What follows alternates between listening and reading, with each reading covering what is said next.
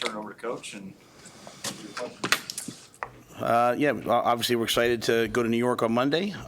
We've had a good couple weeks of practice. I think the guys have really worked hard and improved, which I'm very appreciative of. So practice one more time tomorrow on Saturday, take Sunday off, and then head up Monday. So we have 3 guys who won't play in the game. You know, obviously Tommy, we shut him down with 2 weeks left, and hugged him yesterday. He's graduated, which was the number one thing I wanted for him. He's going to go continue to get that foot right and get ready for the Senior Bowl and hopefully be a great draft pick. Micah Mazuka had to have labral surgery, torn labrum. He played through it, which I appreciate. Micah showed great toughness to do that. Moving to left tackle and playing with an injured shoulder the last 4 games. But he had to have surgery after the last game, so he's rehabbing and getting better. And then Isaiah Nayor, still in the building working out, but won't play in the game. Just going to get himself ready for East-West Shrine Bowl. Had the ACL and at Texas, and we just want to try to keep him healthy and give him a good chance and give some of our young guys a chance to show what they can do. So obviously last night, congratulations to the volleyball team on a great season. Anytime it comes to an end, I know it's hard, but they continue to set the bar in this athletic department of what excellence looks like. So Coach Cook and all those women are the best of the best, and we appreciate them. So with that, I'll take your questions. What is the schedule out of New York? I mean, how do you plan to attack that this week, just on a bowl site? Yeah, so we've probably done more work than you normally would here because so just kind of a unique schedule over Christmas and the travel in New York. So we're going to land, and we reached out to the New York Giants, and they've allowed us to use their facility. So we're going to land and go right to practice at the Giants. We'll practice the second day at Fordham. On Wednesday, Christmas morning, we're actually going to go to Central Park and do a walkthrough in Central Park. The Yankees have helped us secure that. So I don't know if all of our guys know what Central Park is. I have to tell them it's the park from Home Alone 2, but some of our guys know it. Sierra knows it. So Sierra's texted me last night at 10 o'clock for dinner reservations, so he gets it. Thursday we'll practice at Fordham, and then Friday we'll walk through Yankee Stadium. So we're going there to win the game. We're not going there for an experience. We're going there to win the game. We'll have experiences along the way, so we'll practice. But Christmas Day is the one day will be a little different walkthrough. What made Addison Williams the right fit at that secondary coach spot? Had a ton. We had a ton of recommendations on him, but we interviewed him twice. And we interviewed a couple guys, and they were all really good. Interviewed really well. He's been a coordinator, been a really successful secondary coach. In a unique twist, okay? The first time we interviewed him, I'm in my office, and John Butler's interviewing him over Zoom. One of the great things that's happened over the last couple of years. And Coach, Jamar Mosey came in to talk to me about something else. And the interview's going on. I'm not actually, participating. I'm just listening. And Coach is talking to me, and he turns around and looks, and he sees Addison. He's like, you interviewing him? I said, yeah. Well, he had been with him at UCF. He's like, Coach, that is a great football coach. That is a great recruiter. And that's a guy who gets his guys to play. So, I trust. From the very first day that I met Coach Mosey, I went to recruit at his high school. There was an immediate connection, and we see things the same way. So that meant a lot to me, too.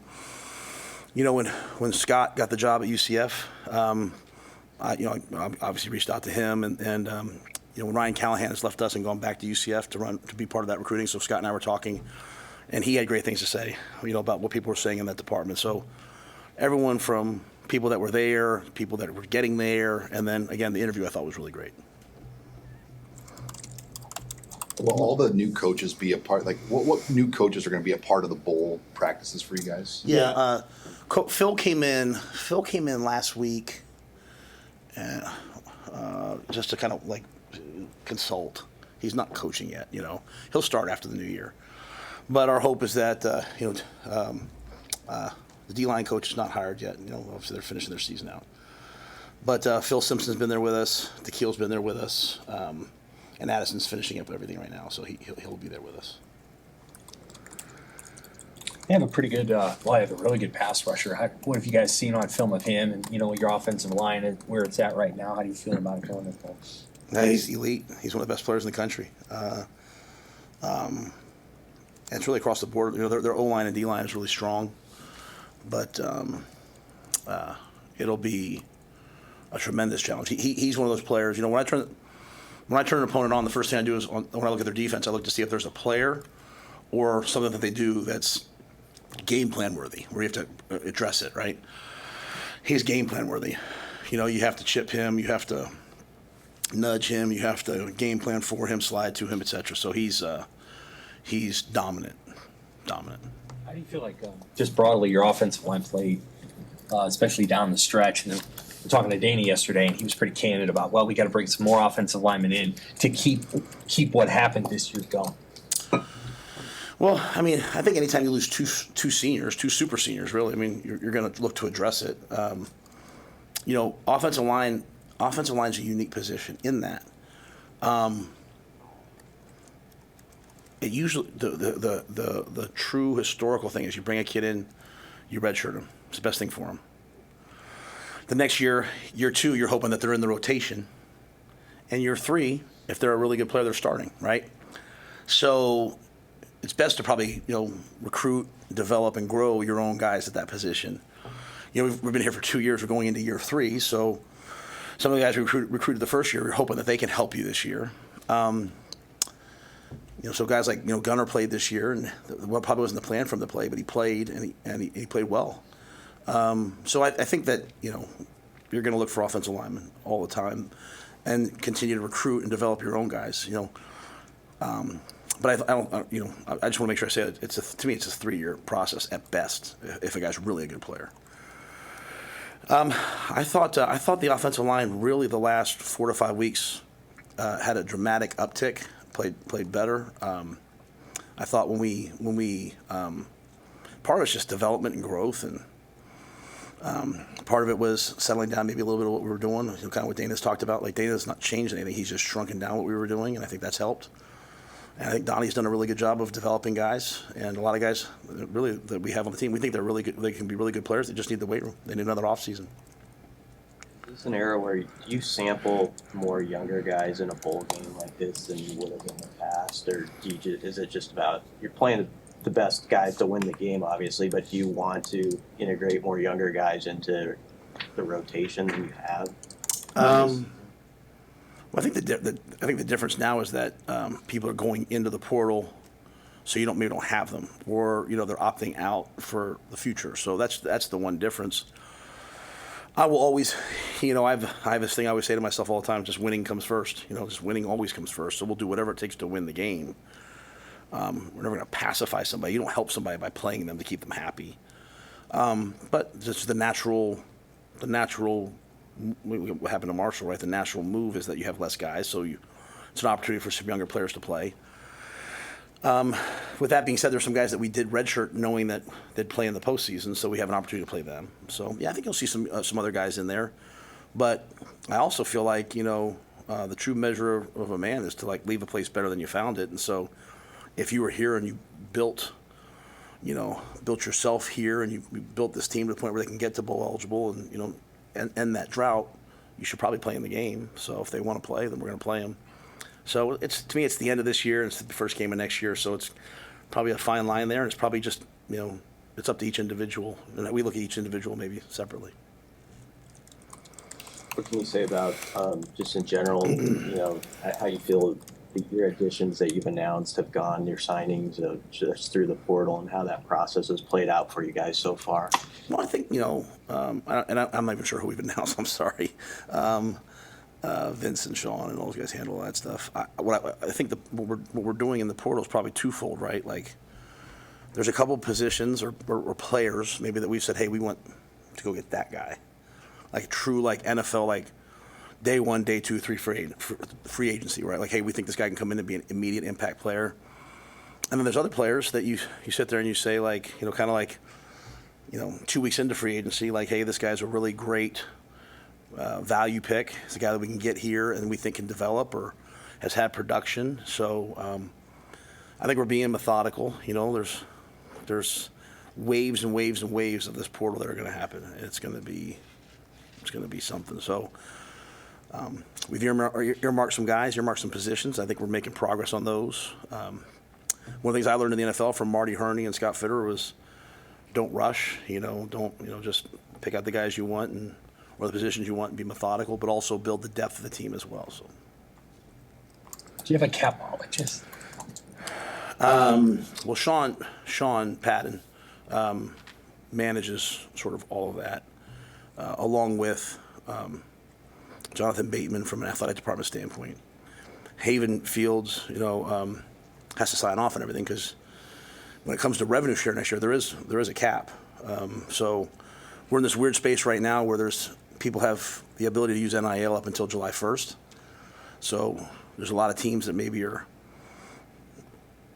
aggregating a lot of money and giving a lot of guys signing bonuses, and then hopefully everyone will kind of come to where we're all sort of in the same revenue share spot at some point. So Sean lives that daily. I can't do a spreadsheet, so Sean's on that. But it's a full-time job, managing the cap per se. Does he have to tell you, here's what you have available to offer? Or how does that conversation? Well, I mean, we meet daily on sort of where we're at and what we have and allocations and all of that. And,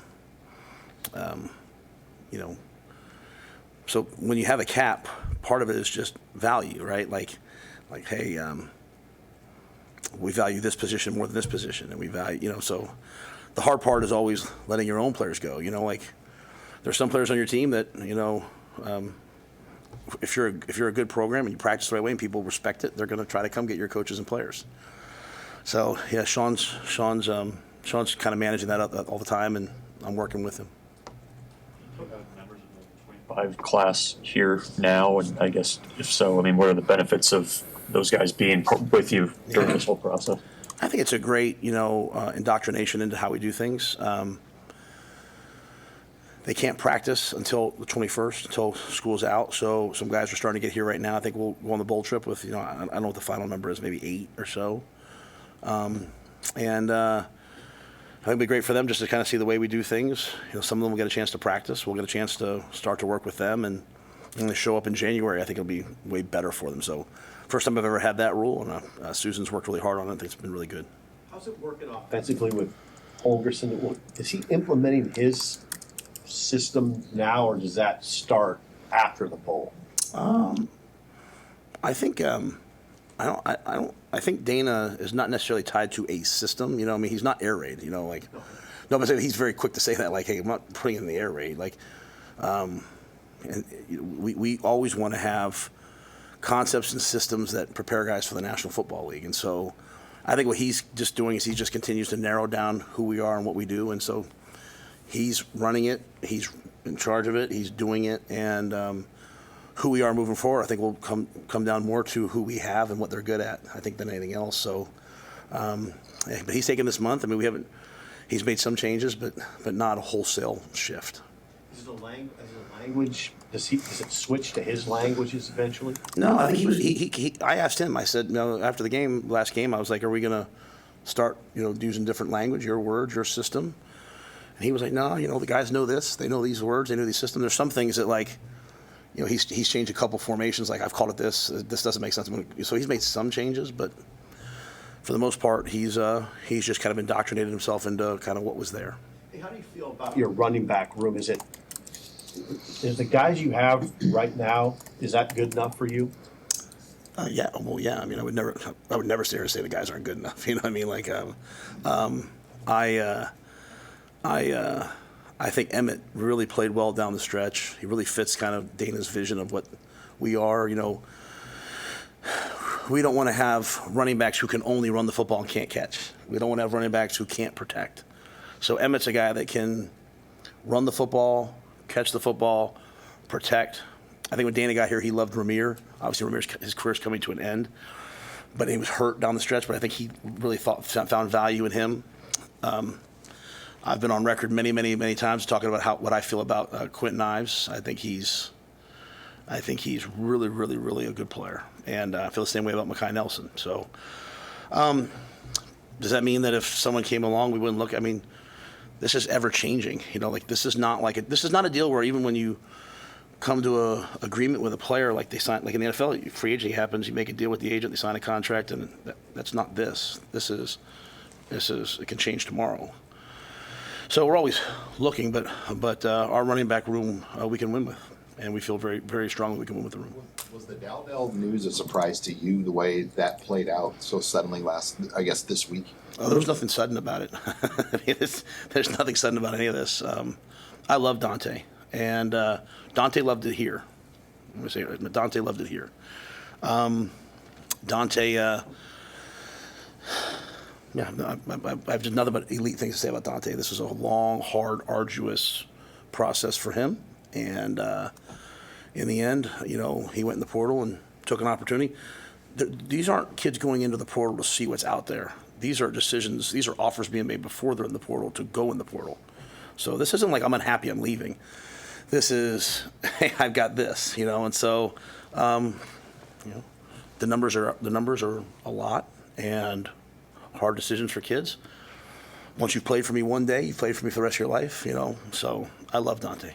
When you first got here 2 years ago, how much more have the numbers increased for players from what you've seen in NIL? Just 2 years. Yeah. Today's price is not yesterday's price. You ever read the Tennessee infractions case where Coach Pruitt had a show cause and all that? That was $5,000. $5,000. Like, we're talking about millions of dollars right now. So he couldn't coach us $5,000 in a hotel room or something like that. I mean, it's just way different numbers. Everyone was mad at me last year when I said quarterbacks cost X. I had coaches call them. Well, guess what? Those numbers are across the board now. So yeah, it's just a lot of money right now. You think it's going to stabilize once the revenue sharing is the only thing? I have no idea. Honestly, I have no idea. I mean, I have no idea. I did a presentation for the team. Like, hey, here's how the portal works. Here's how rev share works. Here's how this works. Everything I said, pending, because I don't think any of us know how things will be moving forward. And is the money is it uniform across the Big Ten? Like, does every Big Ten team get the same amount, or do you have discretion? Do I have? I have no. I have no discretion. Those decisions are made by Troy and other people. Yeah, I think every Big Ten, no school's the same. I think that's the whole point of the settlements. Like, we can't. Everybody has to do their own thing, I think. So I think the numbers are probably in the same range, but the numbers are not the same. Anything else? Will any of last year's seniors be able to make the bowl trip with you guys? I know that was something you had talked about. Are they going to be able to make it for this one? Yeah, I think there's a lot of them. I know I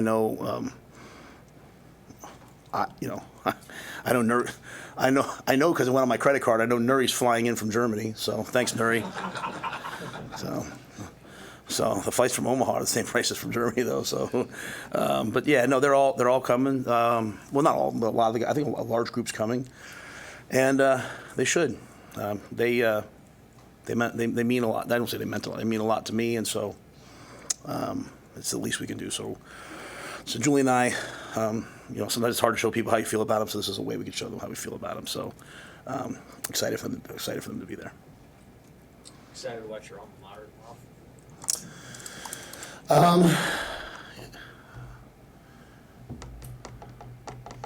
I'm excited for the games. Okay. I